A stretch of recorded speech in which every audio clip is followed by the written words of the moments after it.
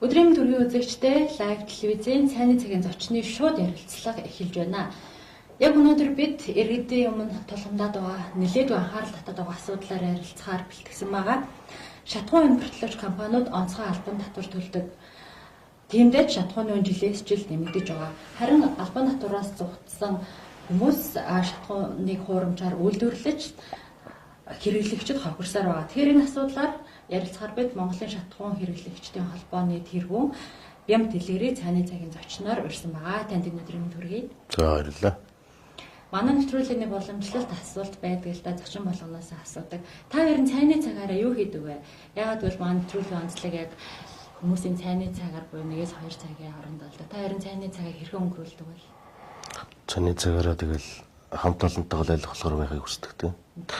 Холбооныхоо гишүүдтэйгээ тэгэл одоо сүүлийн үед бол бид нар яг энэ шатхууныхаа асуудлыг одоо хэрхэн яах вэ гэж цайны цагаараа бас цайндаа орж байгаа хугацаанд хүртэл энийг ярилцчихлаа өнгөрөөдөг.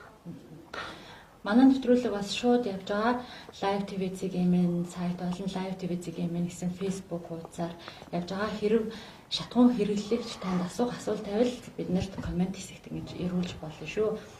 Тэгэхээр хамгийн түрүүнд танай байгууллагын холбооны талаар сонирхож байна л да. Ер нь хизээ байгуулагдсан бол яг ямар зорилготойгоор? За холбоо бол энэ бол 3 жилийн өмнө анх байгуулагдсан байдаг.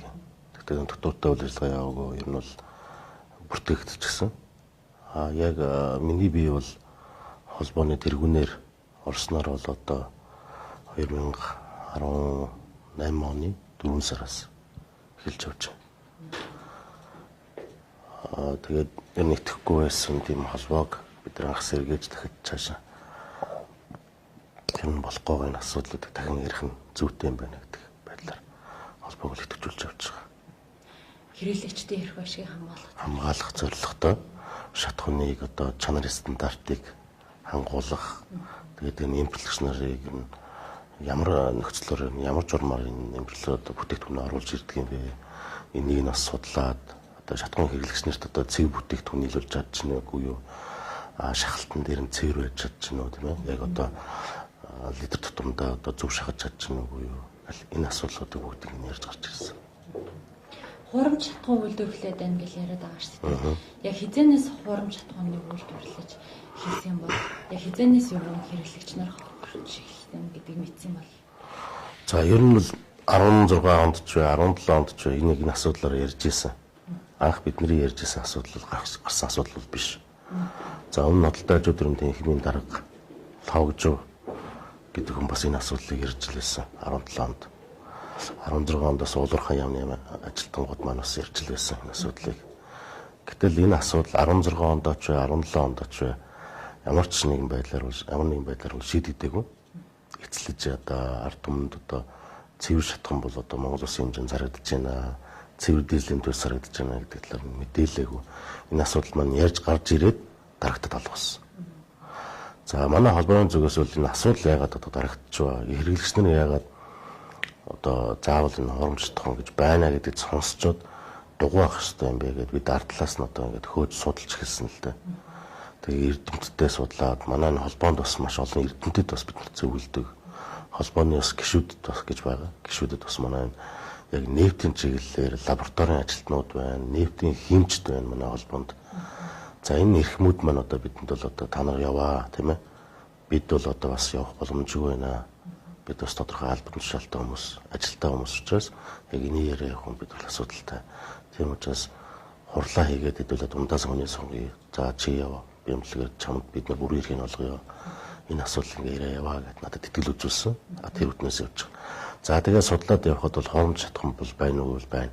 Яг бид нар бол хуурамч л гэж ярьж байгаа. Яг мэргэжлийн хүмүүсийн зүгээс л их юм бол энэ чанар стандартын асуудал байгаа юм л да. За керосин нафта гэж одоо бид нар маш ихээр ярьлаа шүү дээ. Улсын хэмжээнд 400-500 мянган тонноор 800 мянган тонноор өндөр орж ирсэн. Хоногтоо 200-аас 300 вагон тонноор нь замын үдийн гайлаар орж ирдэг, алтан муулгийн гайлаар орж ирдэг. За энэ хаана очдөг вэ? Араас нь дагаа явлаа, судлаа, видео бичлэг хийлээ. За тэр нь Трафикура гэдэг компани дээр буудаг юм байна.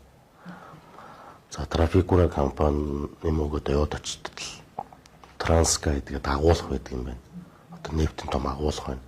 За агуулга дээр очингууд нь Тэнд чинь ICIC, Harmony гэдэг ийм компаниуд үйл ажиллагаа явуулдаг юм байна. За энэ компанид нь тусгай зөвшөөрөлтөө мөнгөө бас судлаа явуулаа. Тусгай зөвшөөрөлтөө юм байна. За энэ тусгай зөвшөөрлөний хаанаас олгоцсон? Уулуурхай юмнаас олгоцсон юм байна. Бүр ингээд тодорхой заагаад өгсөн. Нөгөөдөх дээр нь авто бензин дизелийн түвш үйлдвэрлэх боловсруулах гэдэг. Гэхдээ тэр хүмүүс чинь бизнесийн зарчмаар л ажиллаж байгаа шүү дээ. Монголд өнөөдөр хуулийн цорхоо байгаа учраас тэд ажиллаж байгаа. Тэг бас буруудах арга байхгүй. Нөгөөтэйгүр тэдний гаргаж байгаа бүтээгдэхүүн маань өнөөдөр чанар стандартад нийцэж байгааг бол нийцэхгүй. За яагаад нийцэхгүй байна вэ? Одоо би энэ хоёр стандартыг авчлаа л да. За нөгөөх нь болохоор MNS 2216-2017 буюу дизель түвшин тавигдах чанар стандарт гэдэг. Энийг таамаглаа харуулад манай зураглаач бас татаад харуулах. За нөгөөх нь болохоор хөдөлгүүрийн түвш итгэлжүүлээгүй бензин техникийн шаардлага буюу MNS тэг 217 ингээд энэ хоёр төрлийн стандарт гэдэг.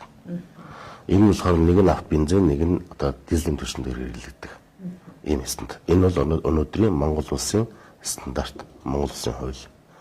Нефтийн одоо бүтээгдэхүүн дээр тавьж байгаа хууль гэсэн үг. За энэ хуулийн дээр юу гэж байна вэ гэхээр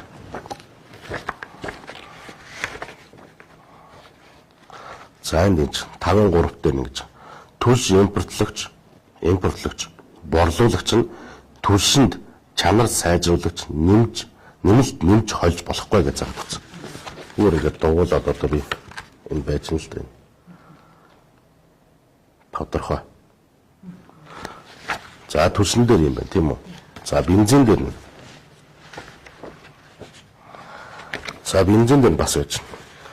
Бензин импортлогч борлуулагч нь бензинд актон тоо нэмэгдүүлэгч болон бусад чанар сайжруулагч нэмж хольж болохгүй гэдэг.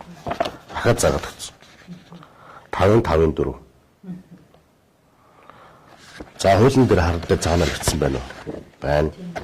Монгол улсын стандартад тэгвэл аливаа төрлийн авто бензин дизелийн түвшинд нэмж хольж болохгүй гэж заагаад өгсөн байна. Гэтэл нийслэлийн мэргэжлийн хэлтийн дарга Эрдэнэ чулуун маань эдгээрийг өмөрсөн мэдээлэл хийсэн баг. Та бүх хүмүүс мэдж байгаа тийм үү? А80 гэдэг бензин дээр актан дээшлүүлэгч нэмэл 92 болгодог, чанарыг сайжруулаад дизель дээр керосин нэмэл чанарыг сайжруулаад гэдэг. Энэ бол олон улсын стандарт. За Монголын шатгуулагчтай холбооны шантаажин гэдэг залуучууд бол худлаа ирж байна. Мэргэжлийн хэлт бол энийг бүрэн мэдээлэлтэй авч одоо шалгасан. Ажлын хэсгийн тайлан дүгнэлтээр ч гэсэн батлагдсан. За ийм тайлбар хийсэн. Энэ нь өөрөө нэгдүгээрт өөрөө нийслэлийн мэргэжлийн хэлтийн дарга бол одоо Монгол улсанд байгаа нийслэлийн хэмжээнд байгаа одоо шатхуун түгээх станц дээр 200-400-аад шатхуун түгээх станцуудыг хянжих хэрэгтэй ганцхан байгууллага мөн. Гэтэл ийм хариуцлагагүй мэдээллийн нэмж байж болохгүй зүйл. За Эрдэнэ жилийн даргаыг бид нэр шинжилгээний зөрчилтэй байна. Энэ хүн ямар нэгэн байдлаар энэ импортлогч компаниудаас авилгал хийх бол авсан биш байгаа гэдэг талаар ёс зүйн хариуцлага хүлээлгэж өгөөч гэдэг төрийн албаны зөвлөлд бид нар гомдол гаргасан байдаг. За төрийн албаны зөвлөлөөс мэргэжлийн хэлтийн ерөнхий газрын дарга цагаан хүү таягдсан байдаг. За Эрдэнэ жилийнхтэй холбоотой асуудал гарч ирлээ. Тийм болохоор энэ хүнд асуудлыг шинжилж судлаад хариуцлага тооцох гэсэн. Цагаан хүү рүү явуулсан албан бичигт. За одоо бол мэргэжлийн хэлтийн ерөнхий газрын дарга цагаан хүү Эрдэнэ жилийн гэдэг даргад хариуцлага тооцох баг. Хизээ явуулсан албан бичиг. За энэ 5 сарын 28-нд явуулаад одоо болтол шийдэгдэг баг. За нөгөөтэйгөр ахад эргээд хурамч тун руу ороход хурамч туныг анх Монголд оруулж ирсэн он их юм бол 2011 оноос эхлүүлээд хууль батлагдсан байдаг. А134 тогтоолоор Сэнгэзэн тогтоолоор. За тэрэн тогтоол дээр юу гэж байдаг гэхээр одоо 22 төрлийн нэмэлт бүтээгдэхүүнийг нефтийн онцгойлолтод татваргүйгээр Монгол улсын хилгаалаар оруулах тийм тогтоол байдаг. За бид тогтоолыг авчирлаа.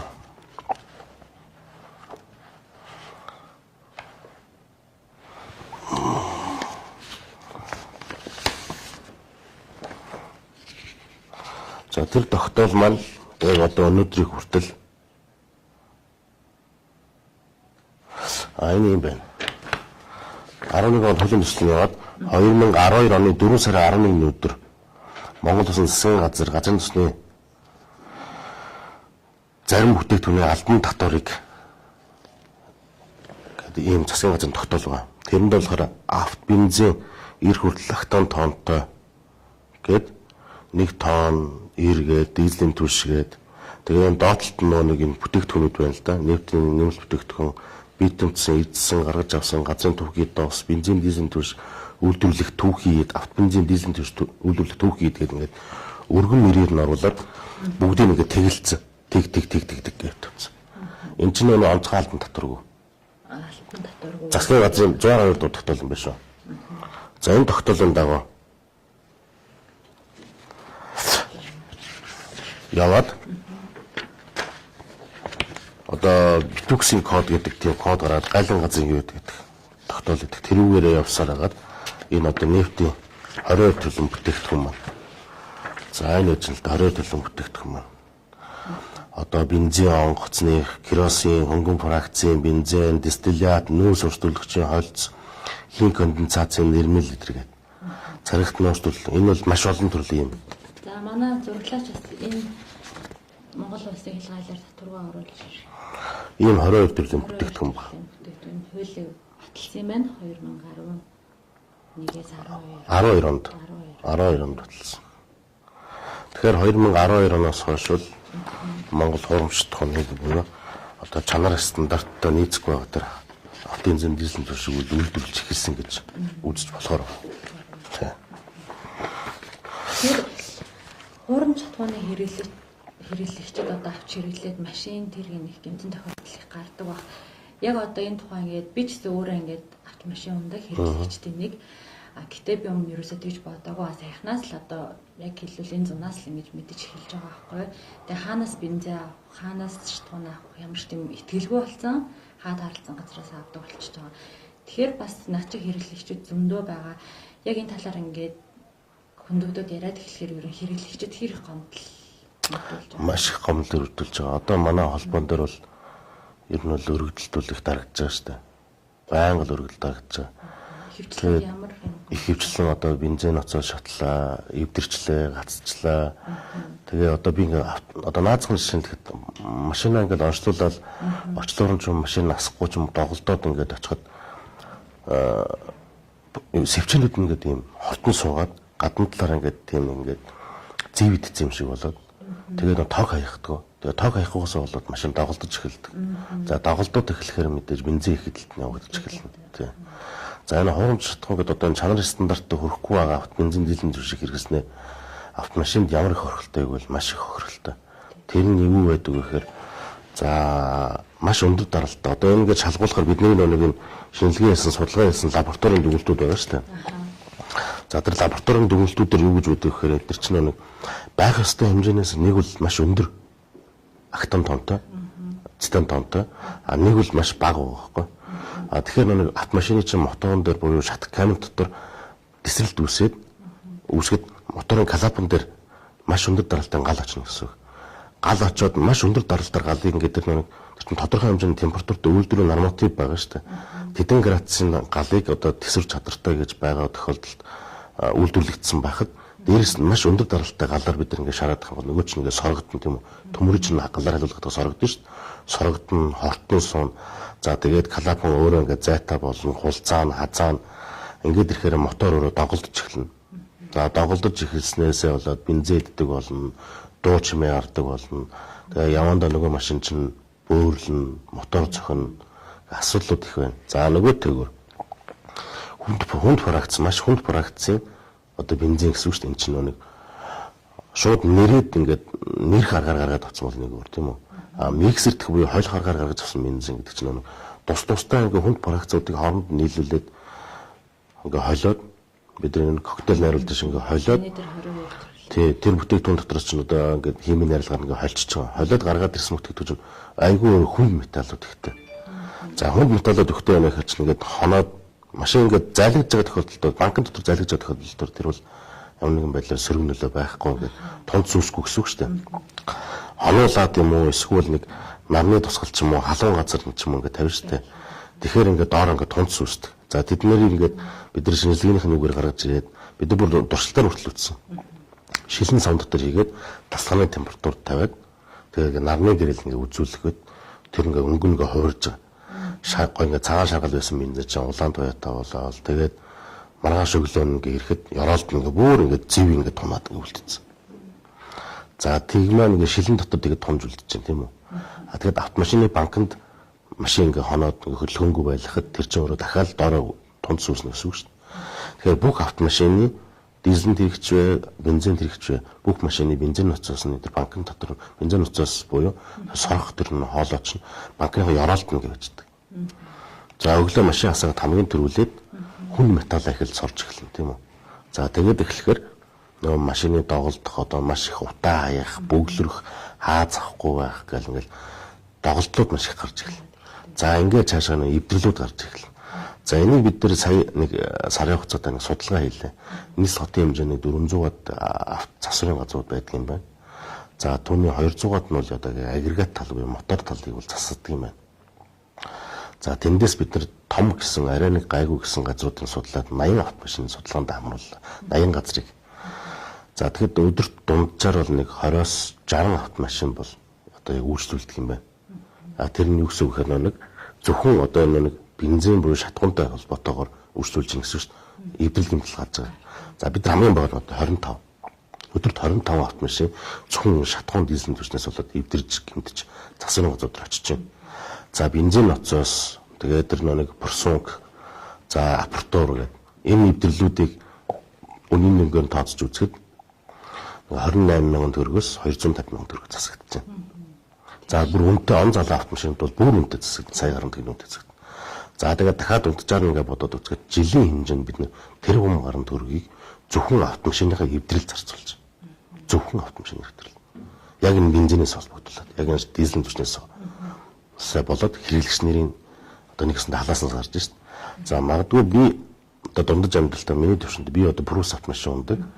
За би сардаа сая төгрөгийн цалин авдаг. Гэтэл би яг ажил хүүхдээ хичээл сургуульд нь хөргөж өгөөд ингээд яваад хэд миний хэрэглээ бол 250,000-аас 350,000 төгрөгийг би зөвхөн автомашиныхаа бензин зарцуулд байсан. Гэхдээ энэ бол 5 сар юм. Одоо бол би 400-аас 500,000 төгрөгийг заавал би машинаа зарцуулах шаардлагатай болж байна. Нэгсэндээ бензин гэсэн үг шүү дээ. Тэгэхээр би 500,000 төгрөөр амьдрах шаардлагатай болж ирж байгаа. Яг бол бензин нэмэгдсэн учраас. За ийм асуудал гарч эхэлж.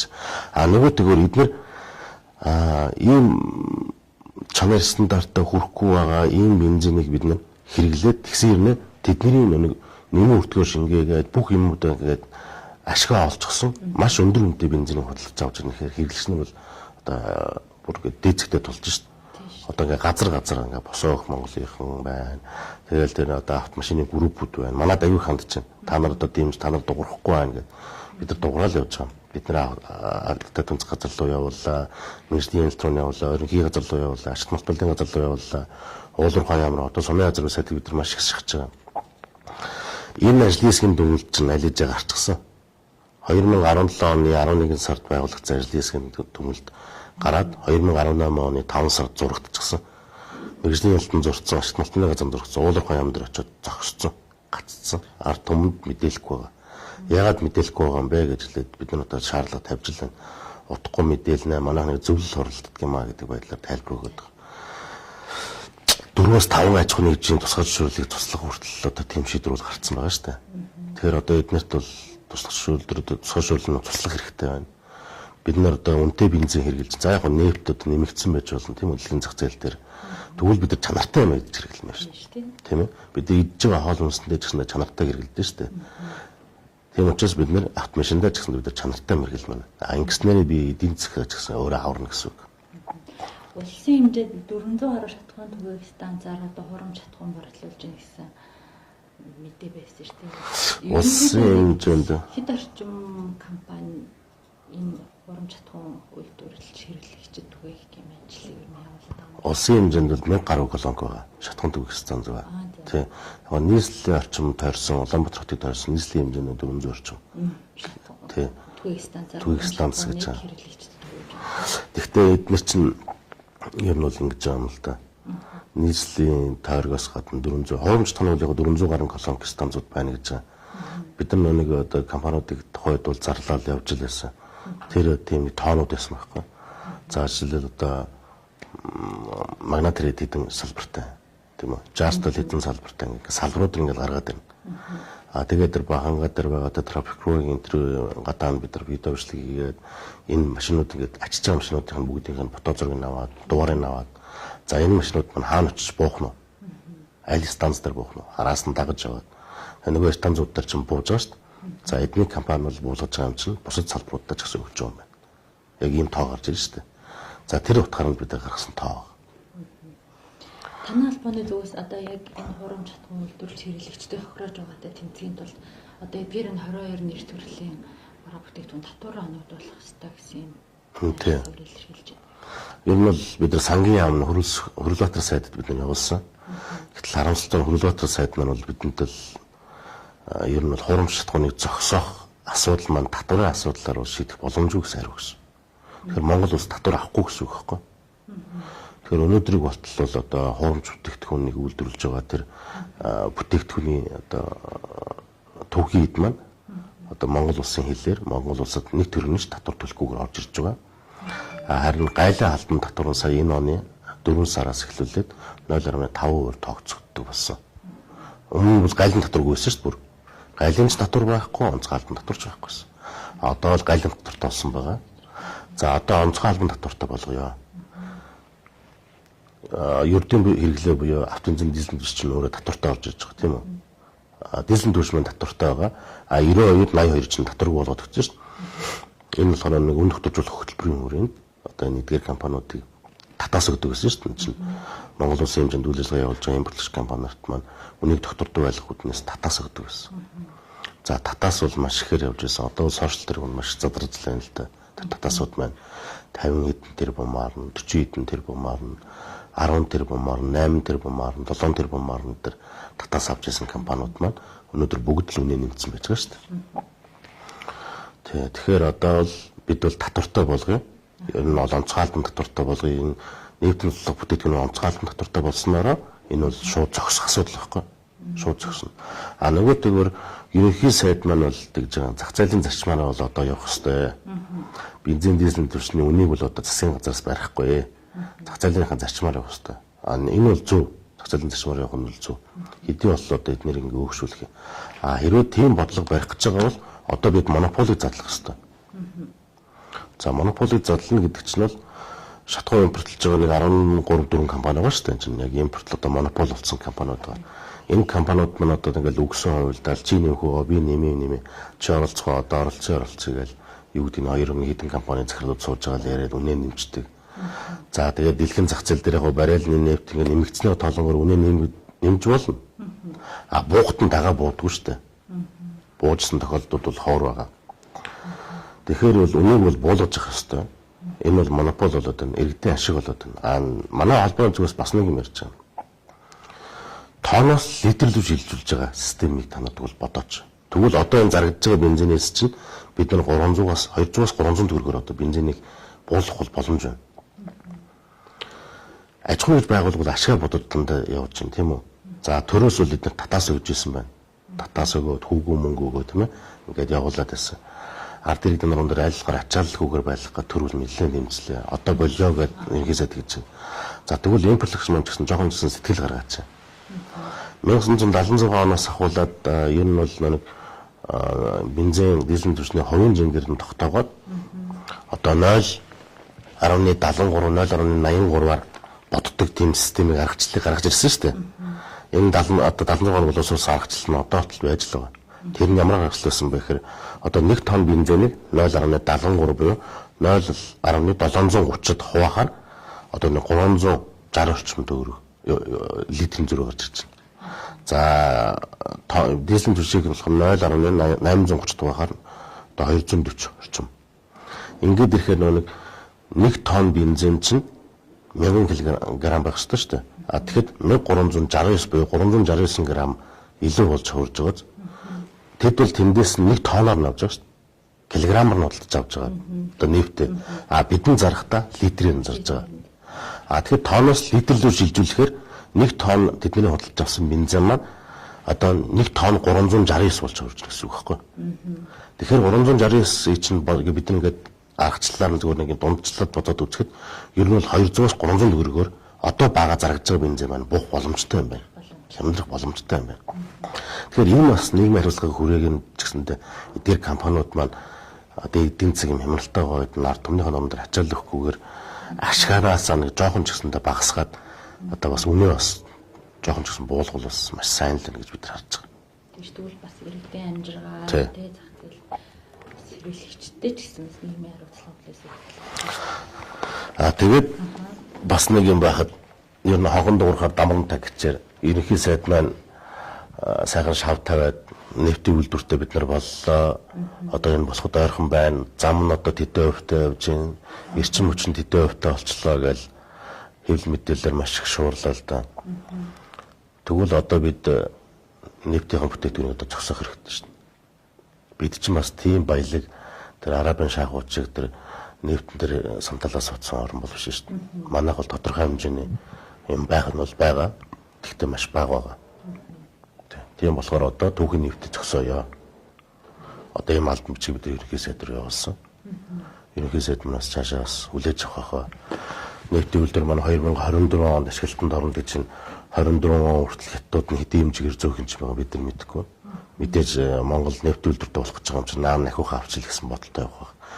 Тэгэхээр нэг хогон дуурахаар дамран тагчээр сайхан нефтийн үйлдвэр хичнээн тэр бомдгөрөөр босгочдөг. Нефтийн үйлдвэртэй болсон чинь харин нөгөө нэг юм чи явсаар байгаад нэг шингэнгүй болчихжээ. Тийм ээ нефтгүй болцсон болохоор одоо ингээд үйлдвэр маань баахгүй болчлоо. Уучлаарайгаа сууж авахгүй баймаар байна. Тийм учраас одоо түүхийн нефтийг бол зогсоох хэрэгтэй. За нөгөөдгөр би түүнээс хойш яриад байгаа монополийг задлая. За Роснефть нефт бол орж ирнэ орж ирэхгүй гэж бид нас их шуурлаа шүү дээ. Ер нь бол орж ирэх бол асуудал бол манай холбооны зүгээс бол ярьсан. Энэ бас нэг тийм лобби чиглэлийн ер нь бол засгийн газраас энийг аваасаа гэсэн үгнээс бид тавьсан. Ер нь бол орж ирэхээр болсон. Орж ирэхдээ бас л дээгүүрээ буюу иргэний нисгийг ерөнхий газар буюу шинэ нисэх онгоцны буудлын хэрэглээрөө гэрээ хийж орсон байгаа. Тий. Танах иргэний нисгийн ерөнхий газарт шатхуун шинжилүүлэхээр өгсөн байдаг гэсэн. Энэ шинжилгээний дүн танилцуулбал байгаа юу? Бага. Тий. Манайх чи иргэний нисгийн ерөнхий газар бол манай аюу бүх лабораторид өгсөн л доо. Яг иргэний нисгийн ерөнхий газрын хамт олон маань бол бидэнд маш ихээр тусалсан.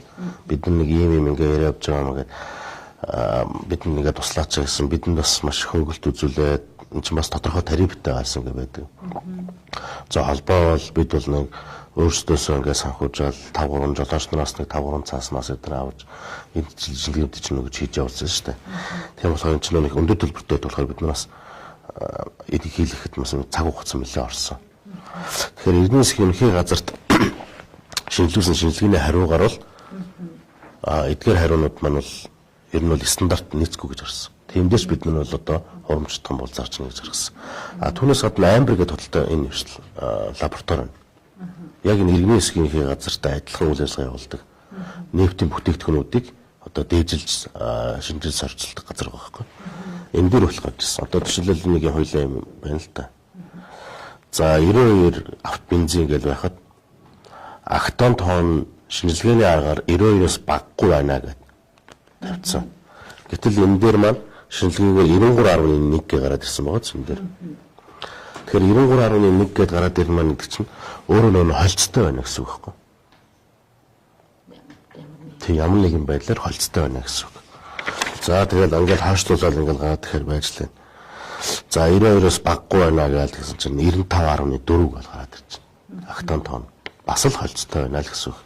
Энд чинь бол 92 дотор бол байж болно шүү дээ. Тэгэхээр бүр 95 дараагийн тооны 92 гэсэн октон тонтой бензин байхад бүр 95.4 гэ гараад ирчихсэн. Дараагийнхаа үе шат руу бүр орчихсон явж байгаа шүү дээ. Нөө нэг найруулад нэмсэн юм чинь гитэрсэн юм шүү гэдэг шиг болоод байгаа байхгүй юу? Тэ. За тэгээд энэ дүүл үүсгэж одоо дизелийн түвшин дээр нэг дүүл үүсгэх чадвар, гал төсөвтэй чадвар гэж зарцах температур гэдэг гэдэг байхгүй юу? Хэдэн градус зарцах уу гэдэг. За тэр мөрөн дээр нь хүртэл одоо ингээд төсвөргүй 1А гэдэг үнэлгээ, төсвөргүй гэсэн үнэлгээнүүд гарч ирлээ. За бүрэн ууршихгүй гэж ингээд үзэхэд бүрэн ууршихгүй гэдэг гараад ирж байна. Одоо ямар нэгэн байдлаар үлдэгдэлтэй гэсэн үг шүү дээ. Зул асж агаад бадмуулаад хөө үлддэгтэй адилхан. Бензин дизель төшүүл асаад утаа болоод гарах хэрэгтэй тийм үү? Машины яндангаар. Гэтэл мотор дотроо ямар нэгэн байдлаар тортог үлдэж ийн гэсэн үг байхгүй юу? Тийм. За энэ хөлөг шинжилгээний бичлэгүүд байгаад байдаг. За хаашаа Орос улбаны ус руу явуулсан шинжилгээний бичлэг хүртэл байдаг. За тэр шинжилгээний бичлэгүүдийг бүгднийг хооронд нэгтгэхэд энэ шинжилгээний бичлэг тоорондоо явцав таардаг. Яг л таардаг. Монголд бид нар химийн хүрээлэн дээр өглөө, амбар дээр өглөө, иргэний засгийн газар өглөө, тийм үү? Хойшоо бид нар Орос руу лаборатори руу явууллаа. За лабораторийн дүгнэлтүүд бол бүгд хоорондоо явцав таардаг. За Монгол улсад байгаа дээр удалдаалагдж байгаа, борлуулагдж байгаа автоэнзин дизель түвш маань чанар стандарт бол нийцэхгүй юм байна. За Орос руу явсан дээж маань тэгсэн чинь энэ бол манай улсын дээж автобензин биш ээ гэж гарч ирсэн бүр Оросны хэвд бол тэгж гарч ирсэн шүү. Ирээд тэгвэл энэ хуурамч шатхууныг яаж таних вэ?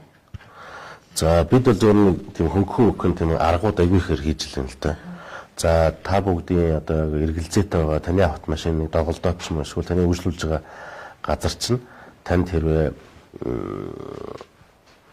энэ одоо холцтой байна, миний автомашин тарахгүй байна гэж үзэх юм бол автомашиныхаа банкнд хийсэн бензинээс хүүсээр нь ч юм уу саруулж аваад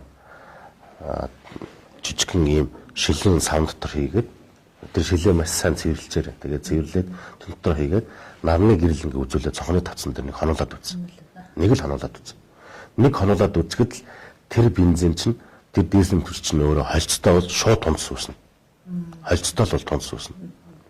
Нарны гэрэлд тавих. Нарны гэрэлд тавих хэрэгтэй. Гэрэл үзүүлээд. Маш хөлгөнгүй байх хэрэгтэй. Тэр чинь ингээд доороо тунц үүсчин. Тунц үүсчээд ингээд зайлч штэ. Тэгэхээр буцаагаад ингээд улаан хөрөнгөд болчихдог. Тэгээд тунц нь алга болчихдог. Тэгэхээр ингээд хөдөлгөөн ингээд л үзэхэд ингээд тунц нь ингээд гараад ирнэ. Тэг байж идэг. За маань нэвтрүүлэг дуусч байна. Төгсөлт нь танд бас холбооныхоо зүгээс сэрэлэгчтэй хандаад хэлэх үг байвал манай микрофон таны өмнө нээлттэй байгаа. За холбооны зүгээс бол иргэд хөдөлмөрчдийн гомдлыг бол одоо хүлээж авсаар байгаа. За манай холбоо маань Гисэр сумын хойдолд Маргад центрийн 5 давхарт одоо бидэнд одоо нэг офстай болсон. Тэгээ холбооны маань утас болохоор 80470303 7722 3330 гэсэн дугаар байгаа. Тэгээ та бүхэн одоо өөртөө учирсан хохирол автомашиндаа учирсан гэмтлүүдээ тодорхой өргөдлөөр бичээд за засуулсан бол засуулсан баримтуудаа бүрдүүлээд өгөөрэй. Бид одоо иргэд хөдөлмөрчдийн өгсөн өргөдлүүдийг одоо цуглуулж одоо бүртгэж аваад бүртгэжүүлээд та бүхний өмнөөс одоо Монгол улсын шүүхт одоо бид нар ханднаа. Одоо бид одоо хохирлоо энэ импортлогч компаниудаас одоо бид одоо хэмжилнэ гэсэн тийм байр суурьтайгаар одоо энэ иргэд хөдөлмөрчдийнхээ бол хандаж явж байгаа. Цаашдаа бол одоо бид бол шатхуунчтай нийт хэрэглэгчдийнхээ өмнөөс бол одоо холбоогоо бол одоо ямарсан явуулна.